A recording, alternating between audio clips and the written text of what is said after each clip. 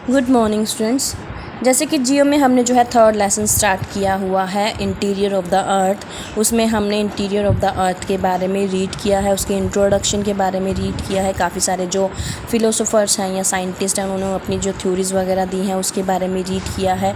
And different waves के बारे में रीड किया है, जैसे कि P waves, L waves and S waves.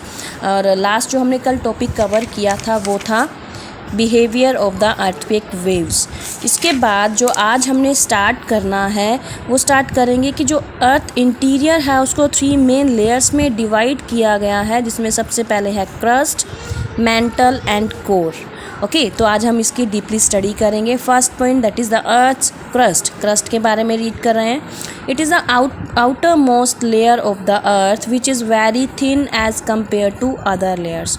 जो क्रस्ट है वो अर्थ की सबसे ऊपरी लेयर, आउटर मोस्ट लेयर है, जो दूसरी लेयर्स के कंपैरिजन में कैसी होती है, थिन होती है, पतली होती है।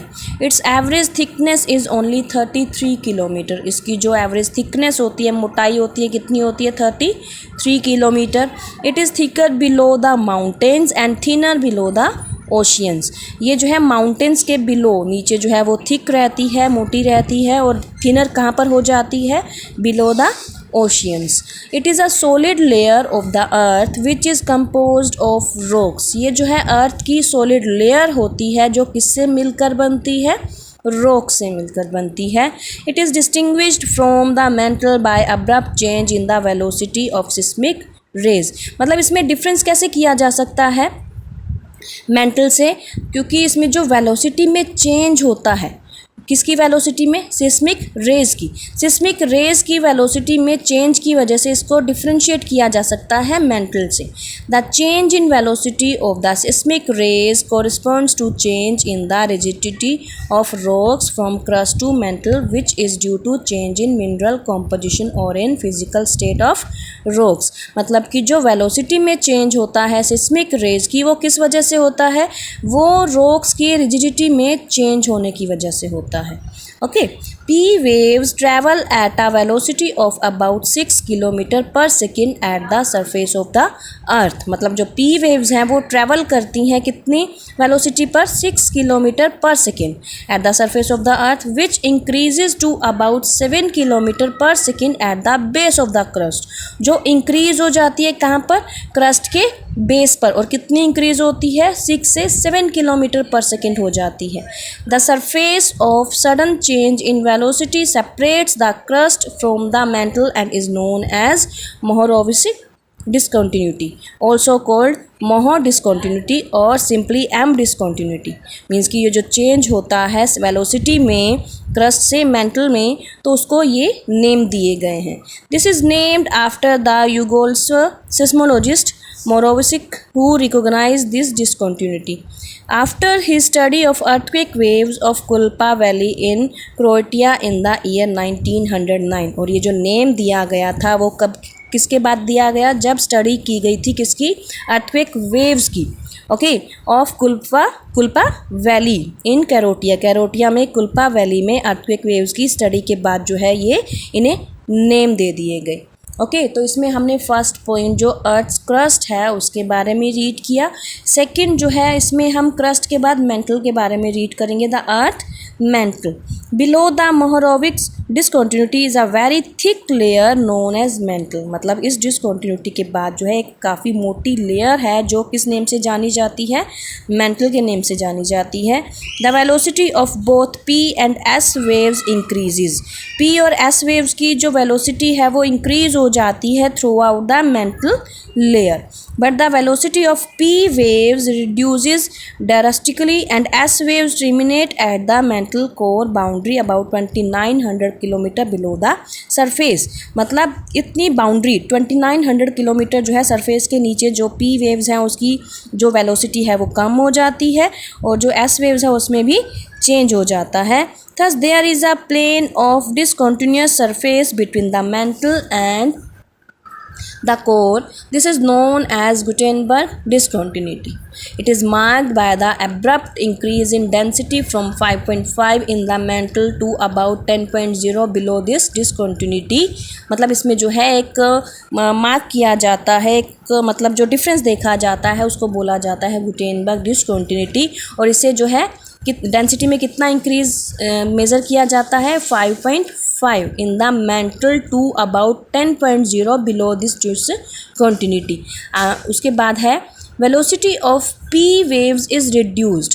पी वेव्स की जो वेलोसिटी है वो कम हो जाती है from 13.8 kilometre per second to 8.0 kilometre per second. मतलब पहले 3.8 किलोमीटर होती है, उसके बाद वो कम हो जाती है, पी वेव्स की वेलोसिटी कितनी हो जाती है 8.0 kilometre per second. The speed of the earthquake waves is so high at 2900 kilometre depth that only a very rigid and dense rock will withstand such shocks. मतलब कि जो स्पीड है earthquake waves की वो काफ़ी हाई होती है, कितनी डेप्थ पर 2900 किलोमीटर डेप्थ पर। ओके और solid or rigid in this case means either crystalline or glassy. It also means that when subjected to the sudden twist and bends of earthquake waves, the rock behaves an elastic solid, that is it changes shape when shear stresses are applied but returns exactly to its former shape when those stresses are removed.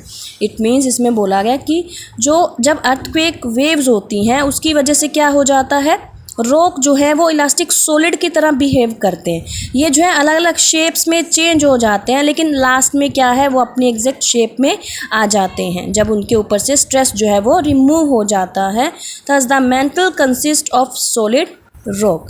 The mantle is subdivided into two major parts depending upon the behavior of the seismic waves. मतलब seismic waves के behaviour के base पर जो mental है उसको to major parts में divide किया गया है। फर्स्ट है अपर मेंटल एंड सेकंड है lower mental.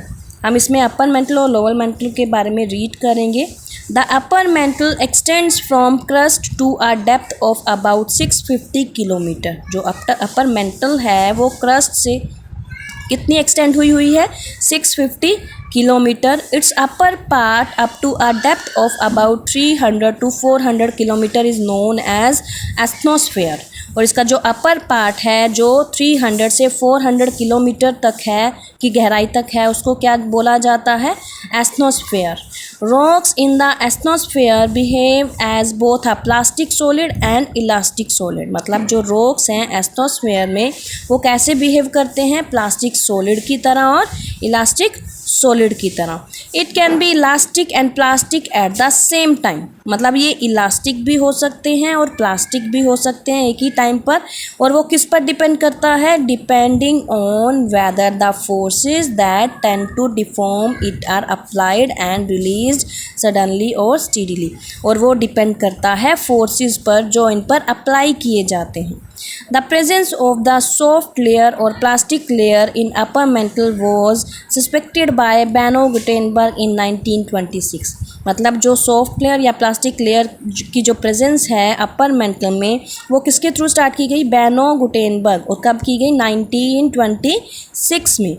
He noticed that the velocity of the earthquake waves slowed down below 150 kilometer after first increasing rapidly from the surface to the depth। मतलब ये notice किया गया कि जो earthquake waves की जो velocity है वो कम होती जाती है, कितनी 150 किलोमीटर से कम, जब जो उसकी वेलोसिटी है वो 150 किलोमीटर से कम पर रिड्यूस होती जाती है। This zone is called low velocity zone. और इस जोन को क्या बोला जाता है, लो वेलोसिटी जोन।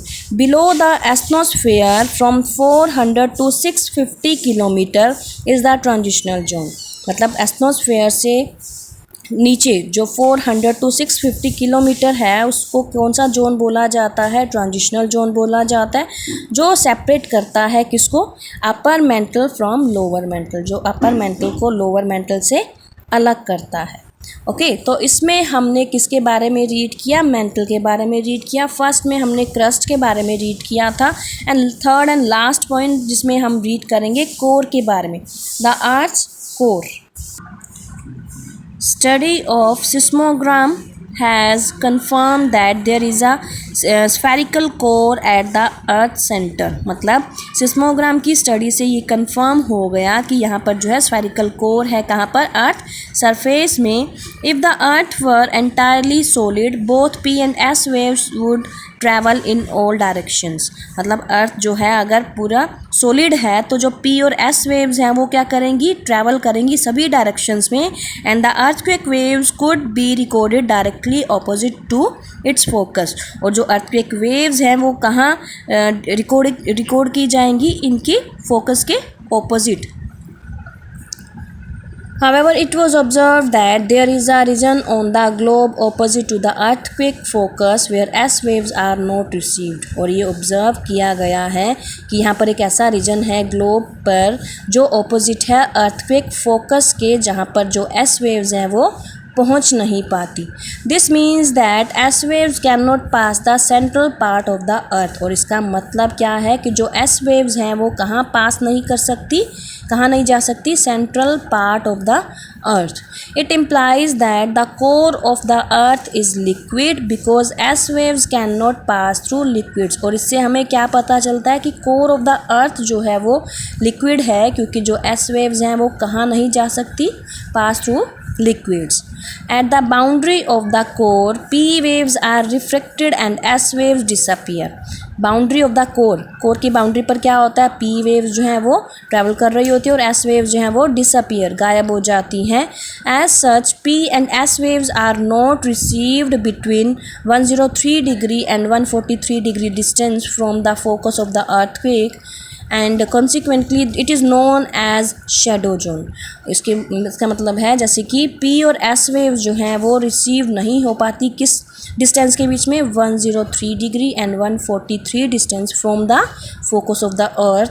और इसको क्या बोला जाता है, शेडो जोन, जिस डिस्टेंस में ये ट्रैवल नहीं कर पाती, शो नहीं होती. Only surface waves are received in the shadow zone. सिर्फ कौन सी जो वेव्स हैं आ सकती हैं शेडो जोन में, surface waves, S waves. Beyond 143 degree only P waves passing through the core. और 143 डिग्री से आगे जो है कौन सी वेव्स जा सकती हैं, P waves. And surface waves travelling along the surface are received. After studing the extent of the shadow zone it has been calculated that the earth's core has a radius of 3470 kilometre. Means की shadow zone के बाद, study के बाद हम क्या calculate कर पाए हैं कि जो अर्थ कोर है उसका रेडियस कितना है, 70 kilometre. In other words, the radius of the core is a little more than half of the Earth's total radius of 6370 kilometre. Means इसमें आपको अर्थ का टोटल रेडियस दिया हुआ है, इसमें आपको जो है अर्थ कोर का रेडियस दिया हुआ है. ओके उसके बाद जो लास्ट टॉपिक है दैट इज़ मेटोर्स. मेटोर्स में हम रीड करेंगे, meteors reaching the earth from the space provide yet another indirect source of information regarding the interior of the earth. Meteors जो हैं वो अर्थ के बारे में ही हमें इंफॉर्मेशन प्रोवाइड करवाते हैं. This is because meteors were formed in the same way as the earth was form. क्योंकि मेटोर्स भी उसी वे में ही बने हुए हैं जिस वे में अर्थ की फॉर्मेशन हुई है. And the material and the structure of meteors are similar to that of the earth. और इनमें जो मटेरियल्स वगैरह यूज़ हुए हैं, जो स्ट्रक्चर यूज़ हुआ है मेटोर्स में, वो सेम है किसके, अर्थ के. The cross section of the meteors shows their layered structure and similar layers are supposed to be found in the interior of the earth also. जो भी layers meteors में आप देखोगे वही same layers आप कहाँ पर देखोगे, interior of the earth में. तो मीन्स ये सेम इनका स्ट्रक्चर है, सेम फॉर्मेशन है, सेम इसमें मटेरियल यूज़ किया हुआ है. ओके तो आज जो है आपने इस लेसन की रीडिंग करनी है अच्छे से, जितने भी डाउट्स हैं उसको क्लियर करने हैं. उसके बाद हम इसके क्वेश्चन आंसर्स करेंगे. ओके बेटा, हैव अ नाइस डे.